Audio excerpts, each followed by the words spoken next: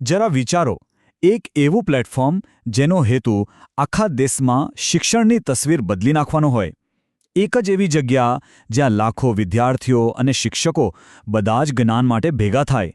તો ચાલો આજે આપણે આ અદ્ભુત પ્લેટફોર્મની દુનિયામાં થોડા ઊંડા ઉતરીએ અને સમજીએ કે આ ભારતમાં શિક્ષણને કેવી રીતે બદલી રહ્યું છે. તો આ પ્લેટફોર્મનું નામ છે દીક્ષા અને એનું પૂરું નામ છે digital infrastructure four knowledge sharing. જો નામ પોતે જ બધું કહી દે છે નહીં, એનો મુખ્ય હેતુ જ્ઞાનને દરેક સુધી પહોંચાડવા માટે એક મજબૂત ડિજિટલ પાયો બનાવવાનો છે. સિમ્પલ. ઓકે, તો સવાલ એ થાય કે આટલી મોટી અને મહત્વાકાંક્ષી પહેલ આખરે શરૂ કોણે કરી અને ક્યારે? ચલો એના મૂળ સુધી જઈએ અને જાણીએ કે આ ક્રાંતિકારી વિચાર આવ્યો ક્યાંથી.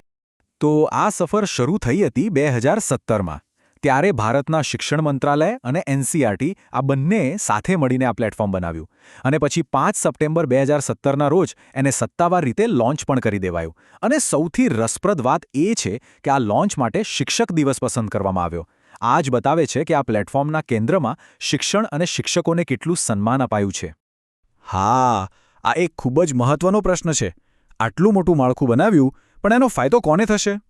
કોને સેવા આપવા માટે આ બધું કરવામાં આવ્યું છે? ચાલો હવે એ જોઈએ કે આ પ્લેટફોર્મનો લાભ ખરેખર કોને કોને મળી રહ્યો છે.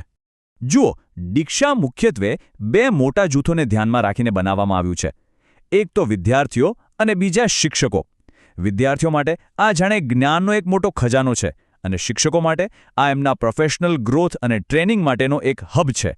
તો ચાલો સૌથી પહેલાં વિદ્યાર્થીઓની વાત કરીએ અને જોઈએ કે દીક્ષા એમના ભણતરને કેવી રીતે આસાન બનાવે છે. સૌથી પહેલાં વિદ્યાર્થીઓ. દીક્ષા એમના માટે શિક્ષણનું એક એવું વિશ્વ ખોલી નાખે છે જ્યાં જ્ઞાન માટે કોઈ સમય કે સ્થળનું બંધન જ નથી. જોઈએ કે આ ખજાનાના પટારામાં શું શું છુપાયેલું છે. આ પ્લેટફોર્મ પર વિદ્યાર્થીઓને ડિજિટલ પાઠ્યપુસ્તકો તો મળે જ છે, સાથે સાથે વિષયોને સરળતાથી સમજાવતા વિડીયો, ઈ-બુક્સ અને બીજું ઘણું બધું બિલકુલ મફતમાં. એટલું જ નહીં, આ હોમવર્કમાં પણ મદદ કરે છે અને જાતે ભણવા માટે તો આનાથી સારું શું હોઈ શકે? અને સૌથી મોટી વાત, આ બધું જ જ્ઞાન ભારતના ખૂણે ખૂણે પહોંચે એ માટે અનેક સ્થાનિક ભાષાઓમાં પણ ઉપલબ્ધ છે. સારું, તો વિદ્યાર્થીઓ પછી હવે વારો આવે છે શિક્ષણના સાચા સ્તંભનો, એટલે કે શિક્ષકોનો. DIXS એમને કેવી રીતે સશક્ત બનાવે છે, ચાલો એ પણ જાણીએ. કારણ કે આ પ્લેટફોર્મ શિક્ષકોના વિકાસને પણ એટલું જ મહત્વ આપે છે. અહીં શિક્ષકો માટે ઓનલાઈન ટ્રેનિંગની સુવિધા છે અને કોર્સ પૂરો થાય એટલે એમને સર્ટિફિકેટ પણ મળે છે. દરેક શિક્ષક પોતાની એક પ્રોફાઇલ બનાવી શકે છે જ્યાં એમની બધી ટ્રેનિંગનો રેકોર્ડ રાખી શકાય. આ એમના પ્રોફેશનલ ડેવલપમેન્ટ માટે ખૂબ જ ઉપયોગી છે, કારણ કે સતત નવું શીખતા રહેવું એ જ તો એક સારા શિક્ષકની ઓળખ છે. પણ આ પ્લેટફોર્મની એક એવી ખાસિયત છે જે ખરેખર કમાલની છે. એ છે એની ભૌતિક પુસ્તકો અને ડિજિટલ કન્ટેન્ટને જોડવાની રીત. એ જાણે કે આ બંને દુનિયા વચ્ચે એક પુલ બનાવે છે. તો આ પુલ છે શું? એ છે QR કોડ. એક એવી ટેકનોલોજી જે દેખાવમાં સાવ નાની લાગે પણ એ ભૌતિક પુસ્તકોને ડિજિટલ જ્ઞાનના દરવાજામાં ફેરવી દે છે. ચાલો સમજીએ કે આ જાદુ કામ કેવી રીતે કરે છે. આખી પ્રક્રિયા એકદમ સિમ્પલ છે. જ્યારે કોઈ પાઠ્યપુસ્તકમાં કોઈ વિષયની બાજુમાં QR કોડ જુએ ત્યારે બસ દીક્ષા એપ ખોલીને એને સ્કેન કરવાનો. જેવો કોડ સ્કેન થાય તરત જ એ વિષયને લગતા વિડીયોઝ, લેક્ચર્સ અને બીજી ડિજિટલ સામગ્રી સ્ક્રીન પર હાજર. આનાથી ભણતર ઘણું વધારે રસપ્રદ અને ઇન્ટરેક્ટિવ બની જાય છે. હવે જુઓ, આ QR કોડ જેવી સુવિધાઓ ત્યારે જ કામની ગણાય જ્યારે તે દેશના દરેક બાળક અને શિક્ષક સુધી પહોંચી શકે.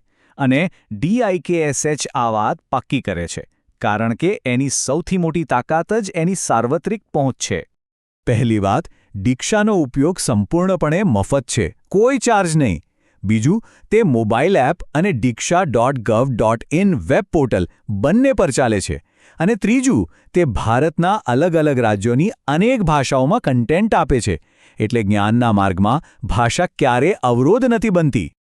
અત્યાર સુધી આપણે દીક્ષાની ખાસિયતો જોઈ, પણ હવે ચાલો એક ડગલું પાછળ જઈને આખા ચિત્રને જોઈએ. કારણ કે દીક્ષા માત્ર એક ટેકનોલોજી પ્લેટફોર્મ નથી, એ એક બહુ મોટા રાષ્ટ્રીય મિશનનો પાયો છે.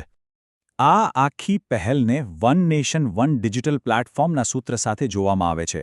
આનો હેતુ એ છે કે ભારતનો દરેક ખૂણો, ભલે તે શહેર હોય કે ગામડું, ત્યાંના દરેક વિદ્યાર્થી અને શિક્ષકને એક સમાન ગુણવત્તાવાળા શૈક્ષણિક સંસાધનો મળે.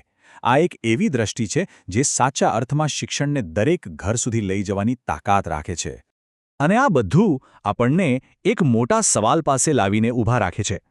શું દીક્ષા જેવું એક જ એકીકૃત રાષ્ટ્રીય પ્લેટફોર્મ દુનિયાભરમાં સરકારી શિક્ષણનું ભવિષ્ય બની શકે છે? આ એવો પ્રશ્ન છે જેનો જવાબ કદાચ આવનારો સમય જ આપશે.